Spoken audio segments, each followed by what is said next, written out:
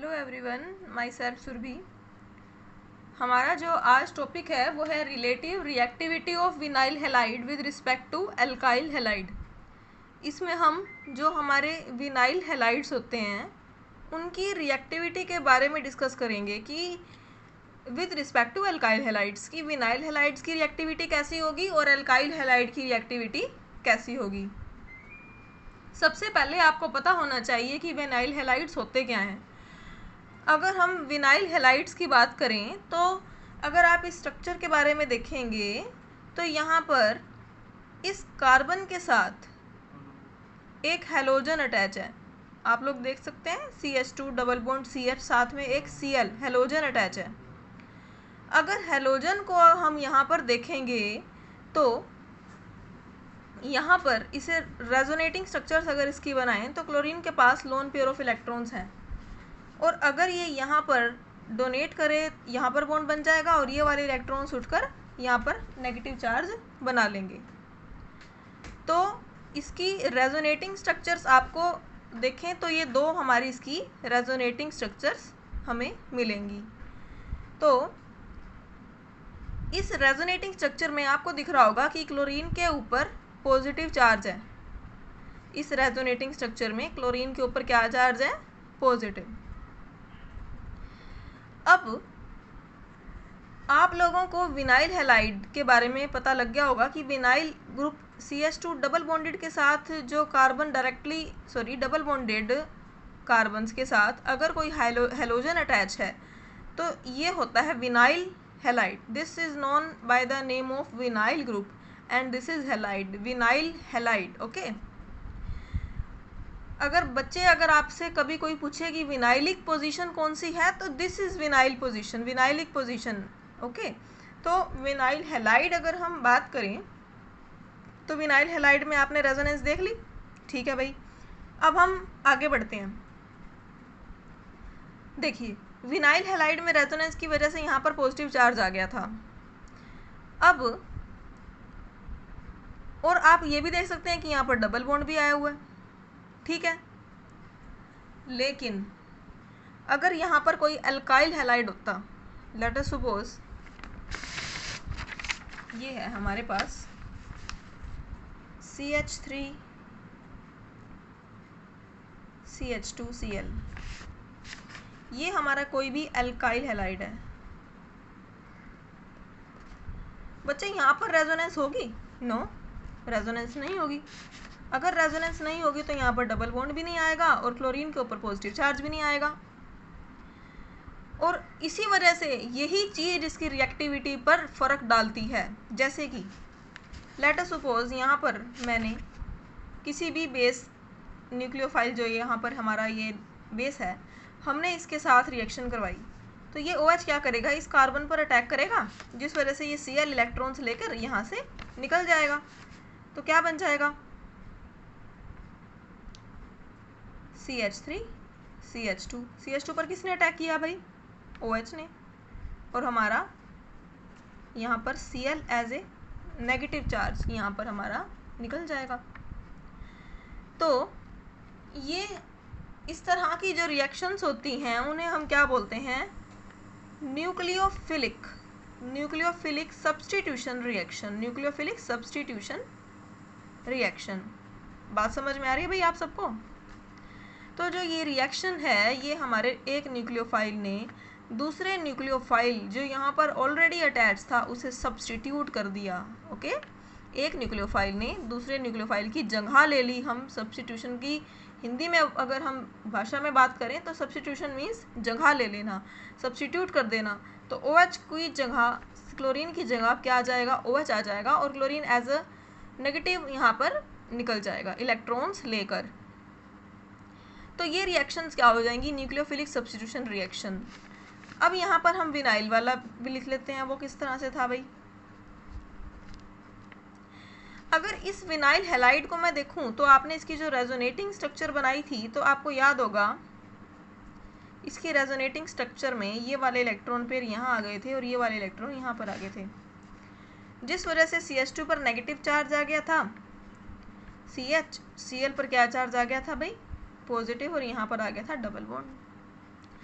अब यहाँ पर डबल बॉन्ड आने की वजह से कोई भी अगर न्यूक्लियोफाइल इसको अटैक करता है, इस कार्बन को कार्बन की पोजीशन पर अटैक करता है, तो ये वाले इलेक्ट्रॉन्स फिर यहाँ आ जाएंगे बच्चे। तो क्या इसने न्यूक्लियोफिलिक सब्स्टिट्यूशन रिएक्शन शो करी इजीली?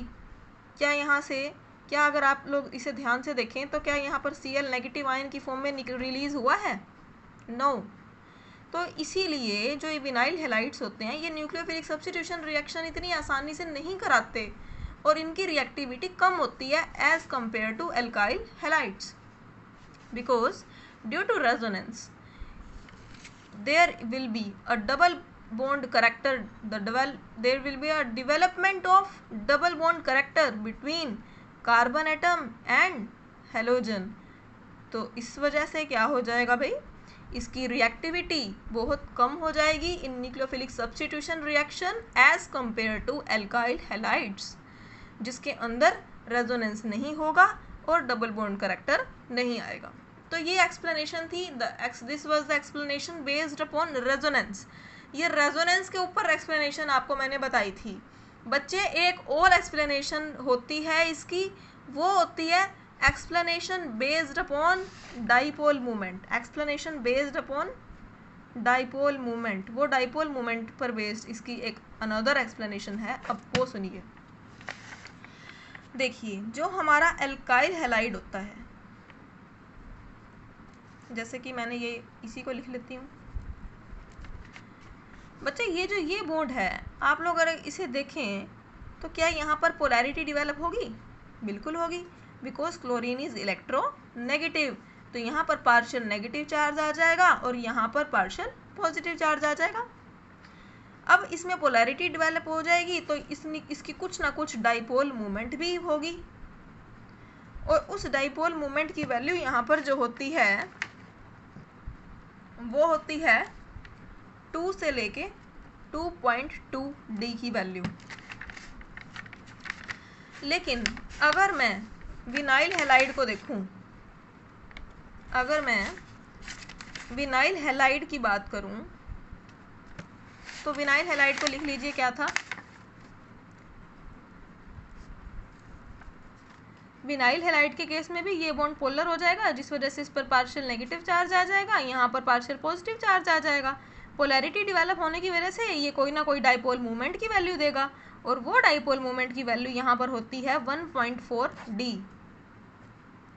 बच्चे अब देखो, इसका आपको याद है कि इसमें रेजोनेंस होती थी? हाँ जी, होती थी, बिल्कुल होती थी। तो क्या बनता था वो रेजोनेटिंग स्ट्रक्चर? वो बनता था CH2। ये वाले इलेक्ट्रॉन्स यहाँ जाते थे, ये वाले इलेक्ट्रॉन्स यहाँ पर इसके पास चले जाते थे, negative single bond CH, double bond Cl, positive charge. बच्चे, इसकी डाइपोल मूवमेंट तो 2 से लेके 2.2 डी है और इसकी डाइपोल मूवमेंट 1.4 डी है। सबसे पहले आप मुझसे ये समझिए कि इतना डाइपोल मूवमेंट में फ़र्क क्यों है। देखिए, यहाँ पर इसका आंसर है, क्वेश्चन है हमारा कि इसकी डाइपोल मूवमेंट ज़्यादा है और इसकी डाइपोल मूवमेंट कम है, वाई? इसका आंसर होगा कि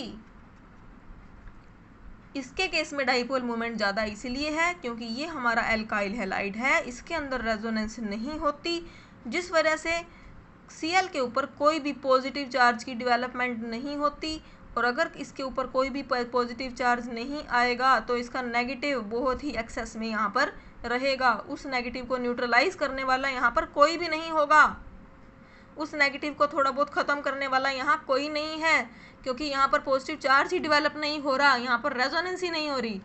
लेकिन विनाइल हैलाइड के केस में यहाँ पर रेजोनेंस होती है, जिस वजह से यहाँ पर पॉजिटिव चार्ज आ जाता है जो कि इस नेगेटिव को थोड़ा बहुत न्यूट्रलाइज कर देता है और इस नेगेटिव को जब न्यूट्रलाइज कर देता है थोड़ा बहुत तो इसकी नेगेटिव पावर कम हो जाती है, तो इस वजह से इसकी पोलैरिटी कम हो जाती है, तो इस वजह से इसकी डाइपोल मोमेंट की वैल्यू भी कम आती है। अब आप समझिए कि ठीक है भाई, हमें समझ में आ गया कि इसकी डाइपोल मोमेंट कम क्यों है और उसकी डाइपोल मोमेंट ज़्यादा क्यों है। तो अब क्वेश्चन ये है कि अब विनाइल हैलाइड की रिएक्टिविटी कम क्यों होती है as compare to alkyl halide? Why the reactivity of vinyl halide is low as compare to alkyl halide? इसका आंसर हम कहेंगे क्योंकि इसकी डाइपोल मोमेंट की वैल्यू ज़्यादा होती है, और इसकी डाइपोल मोमेंट की वैल्यू ज़्यादा होने की वजह से इसका बॉन्ड, वही चीज़ आप उल्टी लिख दीजिए जो मैंने बोल लिया ना, वही चीज़ अब हम बैक साइड से लेंगे। हम बोलेंगे कि the reactivity of vinyl halide is low as compare to alkyl halide, क्योंकि एल्काइल हैलाइड में हमारा जो यहाँ पर डाइपोल मोमेंट की वैल्यू ज़्यादा होती है, ये बॉन्ड ज़्यादा पोलर होता है, इसमें पोलैरिटी ज़्यादा होती है, और ये एज Cl नेगेटिव आसानी से यहाँ से निकल जाता है, क्योंकि नेगेटिव एक्सेस में होता है तो फटाफट से इलेक्ट्रॉन नेगेटिव, ये पार्शियल नेगेटिव करेक्टर है ना इसकी, तो इसलिए Cl इलेक्ट्रॉन नेगेटिव है, और ये Cl इलेक्ट्रॉन नेगेटिव होने के कारण फटाफट से यहाँ से इलेक्ट्रॉन्स लेकर निकल जाएगा इन न्यूक्लियोफिलिक सब्स्टिट्यूशन रिएक्शन। लेकिन इसके केस में डाइपोल मोमेंट की वैल्यू बहुत कम है, इस बॉन्ड की पोलैरिटी उतनी ज़्यादा नहीं है जितनी पहले के केस में थी, और अगर इसकी पोलैरिटी इतनी नहीं है तो इसका नेगेटिव एक्सेस में नहीं है, नेगेटिव न्यूट्रलाइज हो रहा है बाय दिस पॉजिटिव चार्ज, तो यहाँ से Cl आसानी से नेगेटिव की फॉर्म में नहीं निकलेगा। बच्चे आपको बात समझ में आई? तो अगर आपको कोई भी अभी भी डाउट है तो आप कमेंट सेक्शन में मेरे से बेझिझक पूछिए, और प्लीज़ मेरे चैनल को सब्सक्राइब कीजिए। थैंक्स।